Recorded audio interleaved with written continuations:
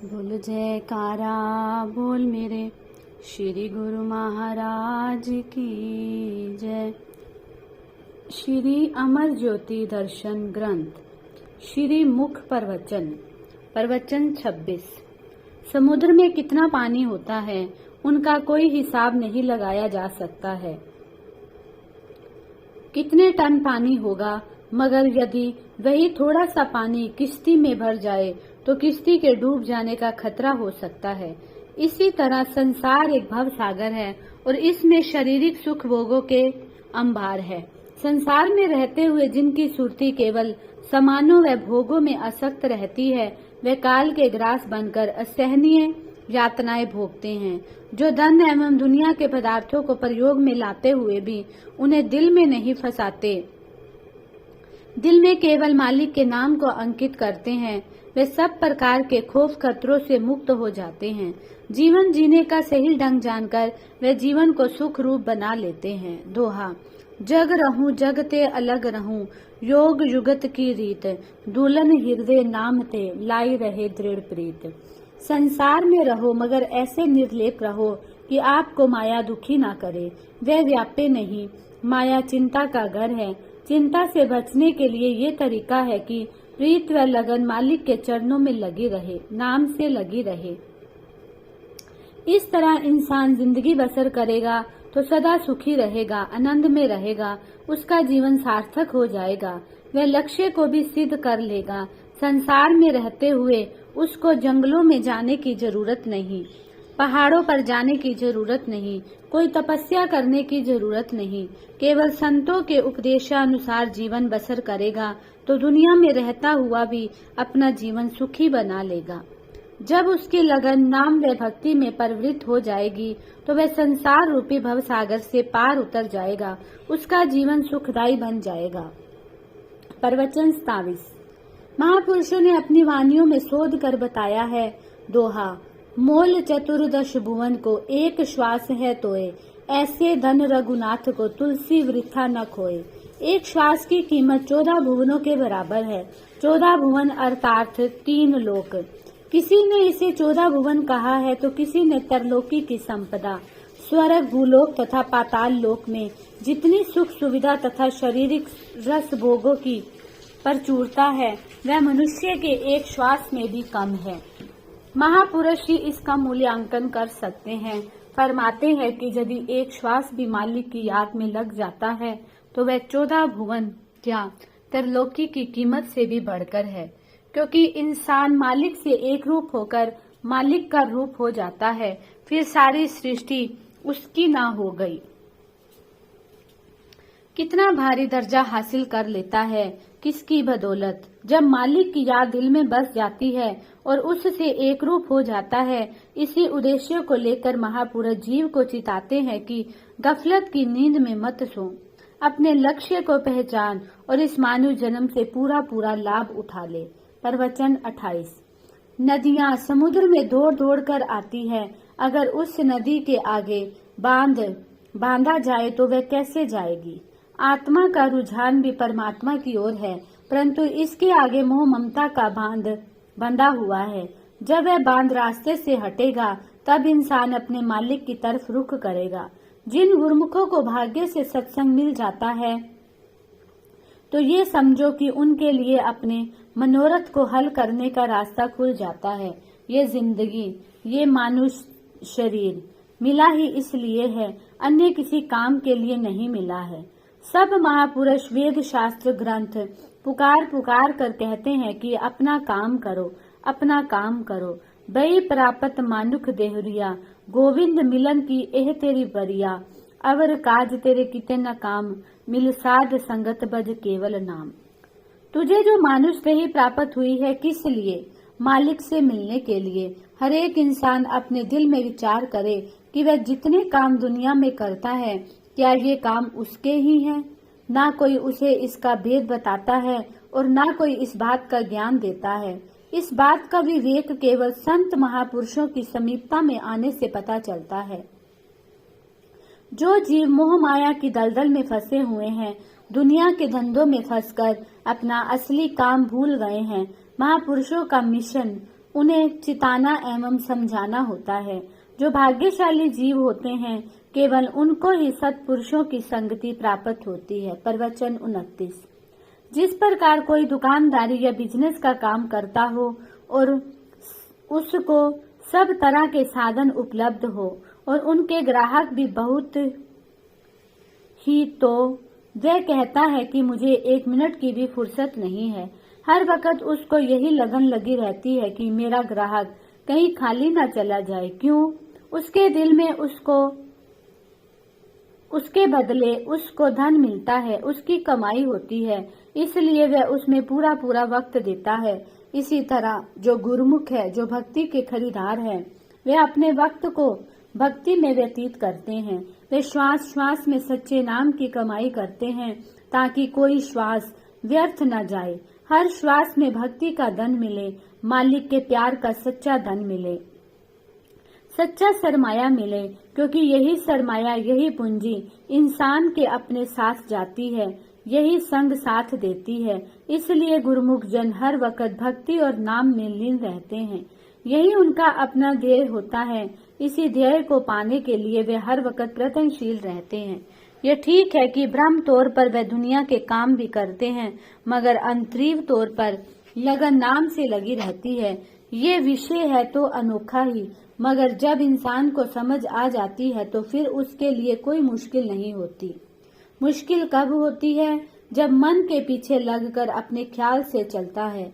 जब सत्पुरुषों के उपदेशानुसार वह कमाई करने लग जाएगा तो उसको कोई भी मुश्किल पेश नहीं आएगी। उसके सब रास्ते आसान हो जाएंगे। चलते फिरते उठते बैठते उसकी सुरती भजन ध्यान में लगी रहेगी और सुरती व मन विचलित नहीं होंगे। यही वक्त है, यही वेला है। इस वक्त में ही इंसान ने भजन भक्ति करके अपने जीवन को सफल करना है। प्रवचन 30। जीव विश्व में नित्य शांति की कामना लेकर आया है, किंतु मन जीव को सदा भटकाता है। जितनी कर्मेंद्रियां और ज्ञान इंद्रियां हैं, मन उनके द्वार पर बैठकर जीव को भ्रम में डालता है। काल और माया से मिलकर मन आंख के द्वारा अनेक रमणीय रूप देखने और कान से रस भरे राग सुनने, जीवा के द्वारा स्वादिष्ट व्यंजनों का रस लेने आदि में जीव को उलझाए रखना चाहता है। इसलिए ही जीव यथार्थ रस से अपरिचित है। जब इन अस्थायी रसों से विरक्त होकर जीव सच्चे रस का पान करेगा, तब उसकी दृष्टि में सभी रस फीके, भंगुर और नीरस प्रतीत होंगे। जिज्ञासु का केवल यही कार्य है कि वह असली और अपनी वस्तु की पहचान करे, संत सतगुरु से सच्चे शब्द को पाकर उसकी कमाई करे। भजना अभ्यास के जो नियम सत्पुरुषों ने जीव की भलाई के लिए बनाए हैं, उनका परिपालन करे, जिससे जीव मन की दासता से स्वतंत्र होकर सदा के लिए सुख स्वरूप बन जाए। अतः सदैव अपने मन पर दृष्टि रखते हुए भजना अभ्यास की कमाई करके अपने आप को आनंद स्वरूप बनाकर अपने जीवन का कल्याण करना है। प्रवचन 31। यदि इंसान किसी बिल्डिंग की छत पर चढ़ना चाहे तो पहले उसको प्रत्येक सीढ़ी पर चलना पड़ता है। सब सीढ़ियां चढ़ते हुए यदि एक सीढ़ी ही शेष रह जाए तो फिर उसके लिए मंजिल तक पहुंचना आसान हो जाता है। इसी तरह गुरुमुख भक्ति की अंतिम मंजिल तक पहुंचने के लिए केवल एक सीढ़ी छोड़ बाकी सभी सीढ़ियां चढ़ चुके हैं। वह कैसे? मानुष जन्म मिला, सत्पुरुषों की संगति मिली, नाम की बख्शिश मिली और घर बैठे ही सत्संग मिला। सत्पुरुषों का मिलन हुआ और सत्संग का अवसर मिला। अब जो एक सीढ़ी बाकी है उसके लिए थोड़ा सा पुरुषार्थ करने की जरूरत है। गुरुमुखों का ये धर्म हो जाता है कि आत्म कल्याण के लिए महापुरुषों ने जो नियम बनाए हैं, आरती, पूजा, सेवा, सत्संग, सुमिरन और ध्यान, उन्हें नित्य नियम से करते हुए अपनी जीवात्मा का कल्याण करे। ईश्वर परमात्मा से मिलने का ये जो सुअवसर मिला है, उससे पूर्ण लाभ प्राप्त करें। प्रवचन 32। ये प्रकृति नियम है कि जिस किसी मनुष्य को जिस वस्तु की सच्ची लगन और खोज होती है, वह वस्तु उसे मिलकर ही रहती है। मनुष्य की मांग उचित हो अथवा अनुचित, प्रकृति को इससे कोई प्रयोजन नहीं। प्रकृति तो प्रत्येक मनुष्य के दृढ़ विचार तथा इच्छा का आदर करती है। प्रश्न केवल तीव्र इच्छा और सच्ची मांग का है। मनुष्य जब सच्ची लगन से खोज में लग जाता है तो अपनी मनोवांछित वस्तु को पा ही लेता है। मनुष्य की हार्दिक इच्छा और लगन को देखते हुए और उसका आदर करते हुए प्रकृति उसे ऐसा वातावरण और सामग्री उपलब्ध कर देती है जिससे मनुष्य की हार्दिक अभिलाषा पूर्ण होने में सुगमता हो। प्रकृति विधान के अनुसार जो सौभाग्यशाली आत्माएं भक्ति परमार्थ की आकांक्षी होती हैं, उनकी हार्दिक अभिलाषा को पूर्ण करने का प्रबंध प्रकृति की ओर से इस रूप में होता है कि उन्हें पूर्ण संतों महापुरुषों की संगति एवं समीपता का उत्तम अवसर प्राप्त होता है, जिससे कि सत्संग के पवित्र वातावरण में उन्हें परमार्थ से लाभान्वित होने में सुगमता हो।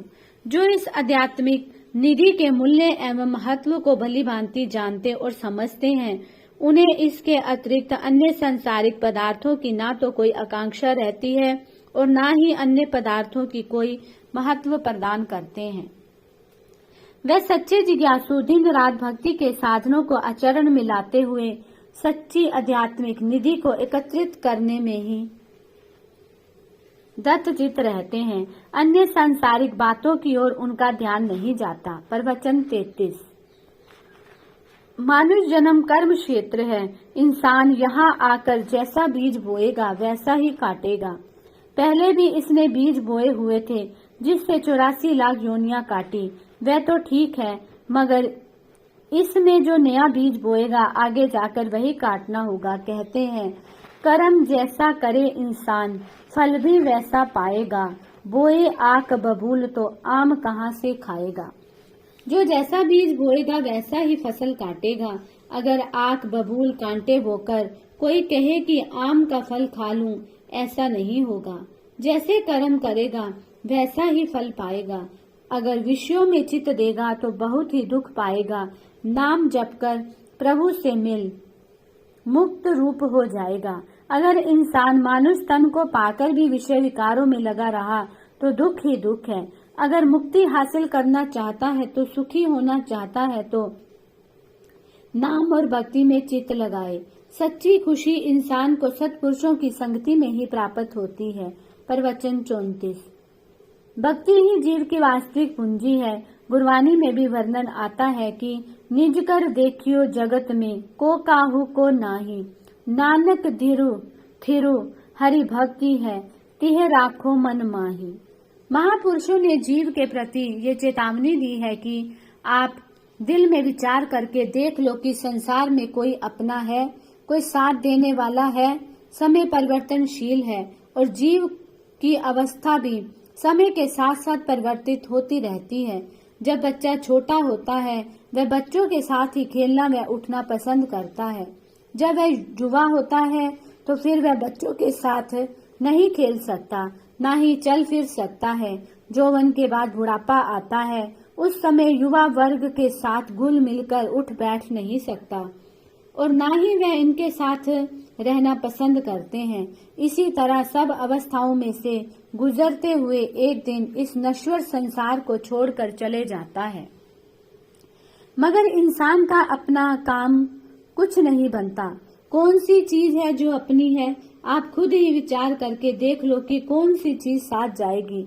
सतपुरुष फरमाते हैं नानक थिरु हरि भक्ति है तिह राखो मन माही। एक भगवान की भक्ति कायम दायम है, हमेशा साथ रहने वाली है। ये कभी साथ नहीं छोड़ती, इसलिए इसे अपने दिल में सुदृढ़ करो, इसको ही अपनाओ, इसके साथ प्यार करो, ये तुम्हारा हमेशा साथ देगी। प्रवचन 35। एक आदमी के पास कोई नौकर हो तो उसकी चिंता भी वह स्वयं करता है। नौकर को तो सिर्फ मालिक की खिदमत से काम रहता है।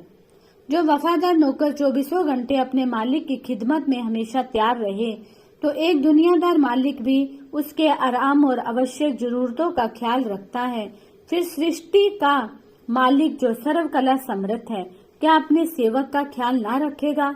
ऐसे सेवक को अपने लिए सोचने की तो कुछ जरूरत ही नहीं। जिसके दिल में ऐसा दृढ़ विश्वास हो जाता है उसे किसी तरह की कमी नहीं रहती। वह मालिक के साथ एक रूप होकर उसकी जात में मिल जाता है। मानुष देह की पदवी बहुत ऊंची है। इसी जन्म में इंसान मालिक की जात से मिलकर उसी का रूप बन सकता है, मगर माया ने बीच में पर्दा डाल रखा है।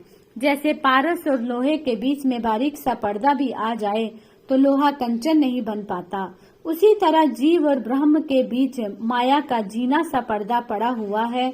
इसी कारण जीव ब्रह्म में लीन नहीं हो सकता। इस नुक्ते को समझकर जीव अपने चित्त में से माया के झीने पर्दे को दूर करे और मालिक से सच्चे नाम को पूर्ण तौर पर चित्त में बसा ले। दिल में पुख्ता यकीन कर ले कि दुनिया के सब पदार्थ मिथ्या और नाशवान है। केवल मालिक का नाम ही सत्य और शाश्वत है। उसी से सच्ची लिव लगा ले। बोलो जयकारा बोल मेरे श्री गुरु महाराज की जय।